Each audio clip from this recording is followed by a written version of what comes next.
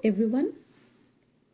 In this very short course, we are going to discuss why you keep having the same arguments in your relationships. This is applicable in the different kinds of relationships, from marriage, friendships, siblings, parent-child relationships, or even colleagues. As we all know, relationships are important to all of us. But healthy relationships require work. They require nurturing. So let's get started. Do you ever feel like you and your partner, or a friend, a brother, a sister, a parent, you keep having the same fights over and over again? Different days, different words, but it's always the same argument. Why does that happen? Having issues in relationships is normal. What truly matters is how you handle them. Reacting impulsively often damages the relationship over time, while responding thoughtfully leads to resolution and growth. In many cases, the survival of the relationship depends more on the response than on the issue itself. Let us look at a scenario. Maybe your partner comes home late and you feel ignored. You raise your voice, they defend themselves, and before you know it, you're both back in the same spiral. The issue may not be lateness. The issue could be the pattern you both fall into. One person triggers, the other reacts, both feel misunderstood, and the fight repeats. Now take time to reflect for a minute. Does this sound familiar in one or some of your relationships?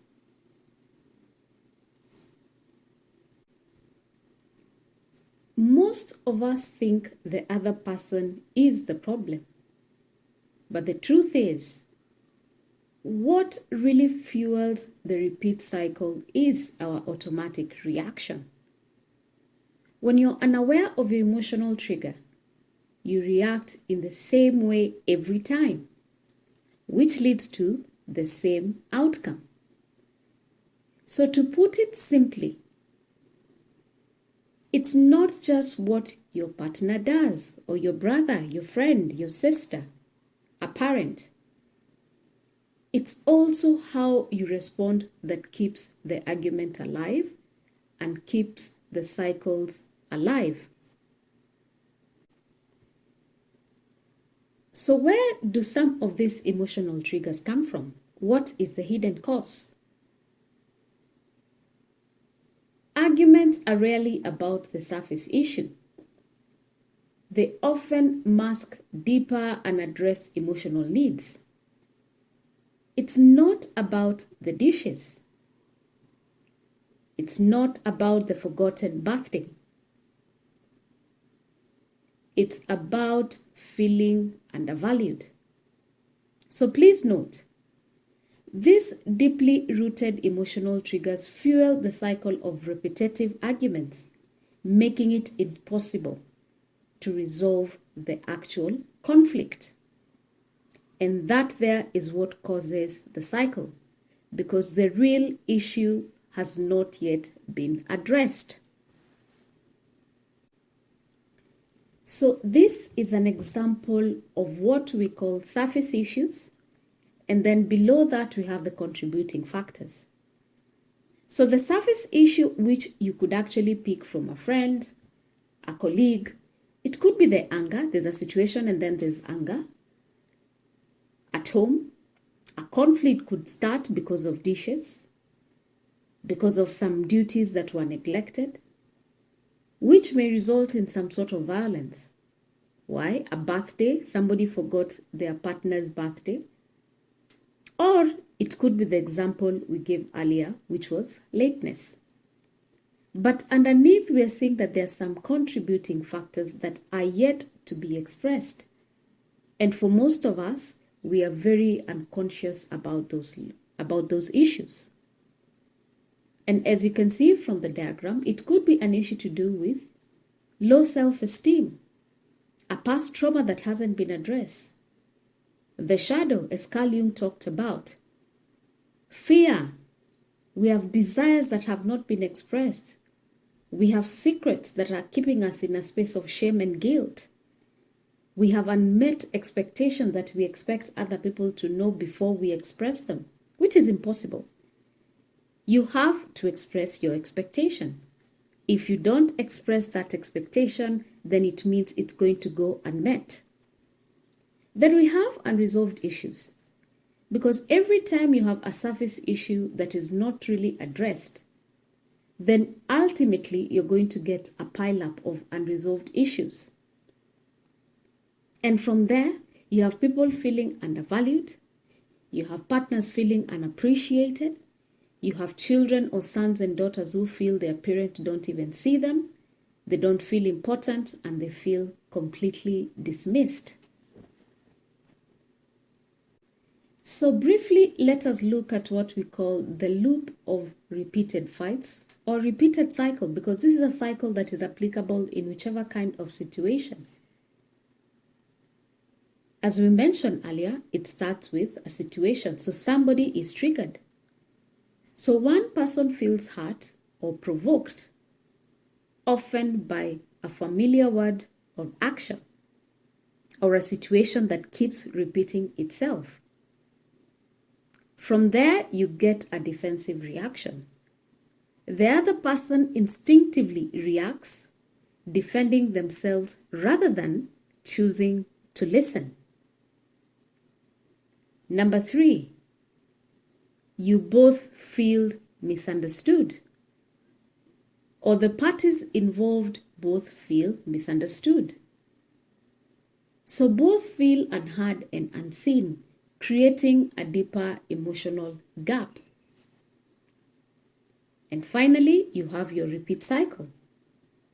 The original issue resurfaces, leading to the same argument again and again. And ultimately, because of our unconscious living or our automatic habits, these are what people end up saying are irreconcilable differences. But are they really? Well, case to case, of course, not every case is the same.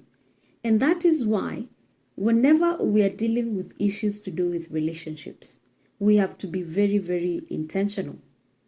Because without that intentionality, some relationships that have the potential to survive, to grow and heal may end up breaking up because of small misunderstandings that were never resolved, that ended up to becoming repeated cycle and therefore irreconcilable differences. Sometimes a fight could make a difference between survival or death of the relationship. So how do you move from reaction to response? Number 1, pause before reacting. When you feel the familiar tension rising. Now, most of us, if you pay attention, if you're in a situation where you feel triggered, more often than not, you can feel yourself starting to get upset. When you feel that tension rising, take a deep breath, create a small gap between the trigger and your usual reply. Number 2, name the feeling, silently or out loud. Identify the emotion you're experiencing. I feel frustrated when you don't communicate. I feel frustrated when I don't have information. I feel worried when I don't know where you are.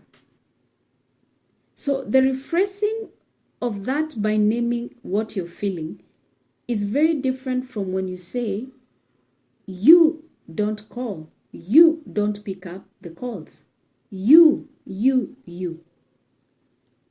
When you use the word you, it sometimes comes with an accusatory tonality to it.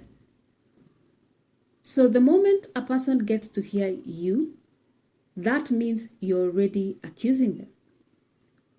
But when you rephrase that and use words like we have just mentioned, I feel frustrated, I feel worried, I feel hurt, I feel misunderstood, then you're expressing what you're feeling.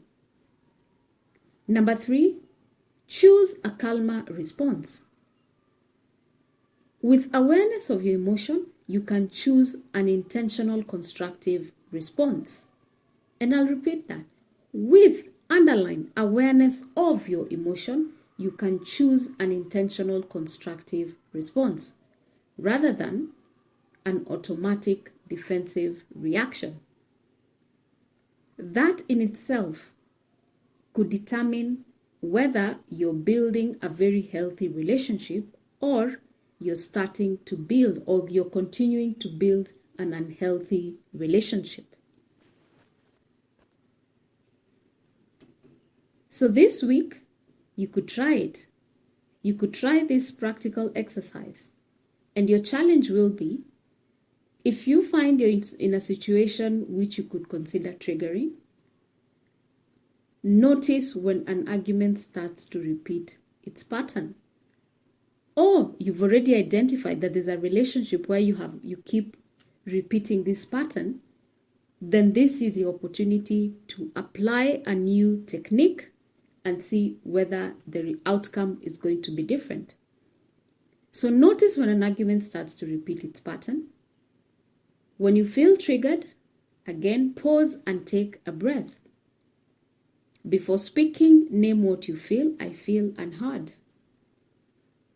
Respond from a calmer and more aware place instead of reacting defensively. And again, this is where communication skills come in, because you have to be aware of your tonality or your pitch. Because you could think you're calm, but the pitch you're using in your communication could give a different impression. So we are saying be conscious about what you say and how you say it. So commit to trying this just once this week and observe the profound change it can bring. And if you're comfortable, we would love to hear your experience. So in summary, what have we learned so far? Repetitive arguments are patterns and not destiny.